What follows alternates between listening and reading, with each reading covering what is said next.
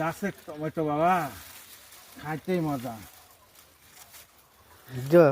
হ্যাঁ এই যে টমেটো,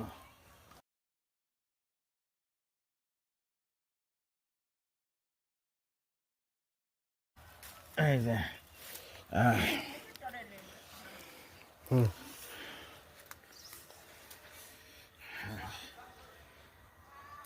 লা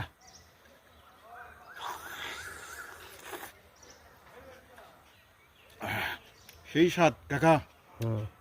অরিজিনাল টমেটো তো কেমিক্যাল ছাড়া না।